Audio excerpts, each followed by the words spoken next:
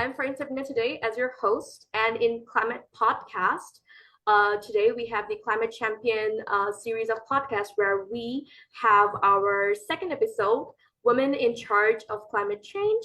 We have Habiba and Yeasmin joining us in this amazing conversation. And yeah, that is that. Before I start off, I would like to ask Habiba and Yeasmin, both of you, to give a little bit introduction of yourself, what you're doing, and how's it going. Habiba, we can start with you. Okay, so I'm Habiba. I'm an economics student at the British University Egypt. And also, I'm currently working not working, volunteering as a financial lead in Generation Climate Group, which is one of the largest nonprofit organizations for youth. So, and before that, I've been really interested in climate change and climate advocacy. So, can go over to you. All right, thank you so much, Habiba. That was very precise and on point. Yasmin, go ahead and give us your introduction about who you are and what you're doing. Okay, I'm a little bit feeling old in this podcast. I'm Yasmin al-Bayoumi. I've been working as a climate, actually an energy and sustainability expert for 10 years now. I worked for multiple international organizations, and now I'm working as a freelancer. The last organization I worked in was United Nations for Industrial Development in my country. And I'm a graduate student of energy and renewable energy. I'm the first graduate class in my country of this department 10 years ago. And now I'm, as I said, working as a freelancer for ESG, Environmental, Social, Governor, Risk Manager, doing whatever comes in my way, auditing and consultation for different organizations. And that's it, I think. That's a lot. That's a lot. Both of you are so successful and doing so much. I believe that's just inspiring. So the next question I would say, Yasmin can go first and then Habib can follow. So it's about, can you share your journey with us and, what actually led you to coming across climate change? Yasmin can do first and then Habiba can follow. Okay. Actually, it started, as I mentioned, when I first graduated from this department. I was in an engineering university. When it comes to specializing in our first year, I chose energy and renewable energy. It was a new class.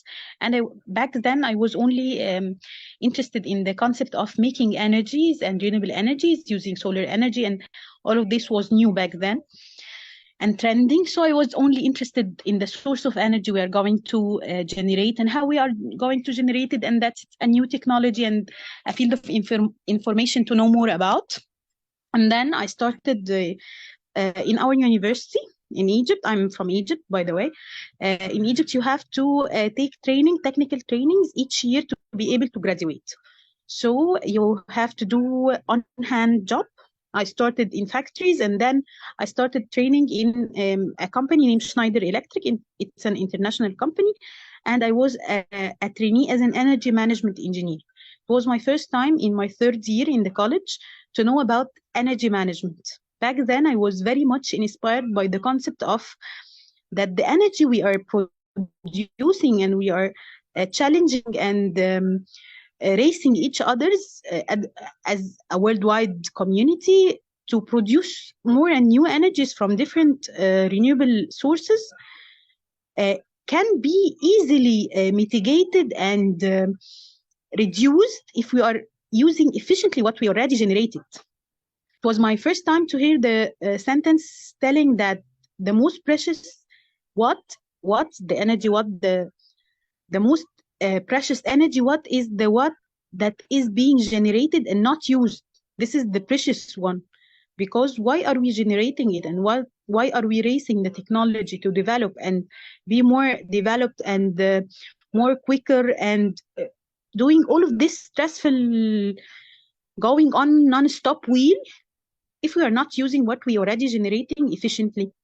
So that was the first time I start concentrating on the energy efficiency and the energy management. After that, when I graduated, I worked in generating renewable energies, and then I started working in energy management in Schneider too for 5 years. When I started working, I started realizing the effect and the bigger effect of the energy. It's not only about that we are stressing and we are ending and taking from the residual of the non-renewable energies we have as fuel and etc. No, we are affecting the climate. We are affecting the changes we are seeing by ourselves, the temperature changes, the desertification, especially in my country too. And what is happening socially because of that. That took me to another journey to start working in sustainable development, non-profit organization. I started working for the United Nations to do something without waiting for the profit of it as a product we are selling. That's right. And from working with the United Nations, it started to come clearer that it's affecting all of the aspects. It's not only about energy, and it's not only about sustainable development goals in general. Exactly. It's affecting every and each person. True. So this is sort of my journey and my passion in the same way. That's a really like inspiring journey.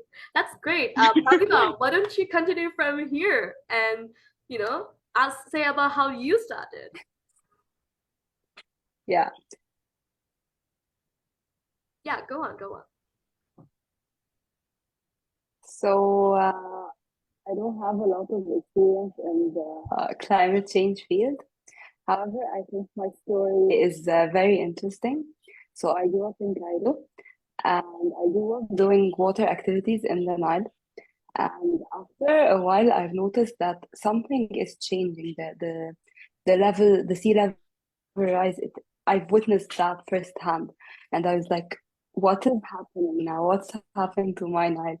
Why am I not able to do the activities that I'm doing, the rowing, kayaking? Why am I not able to do them as I used to do them like maybe 5 years ago?" So I got into climate change and I've read more about it. And I was like, what can I do to help? How can I help? And then I started my journey with the climate change advocacy. I joined Younger.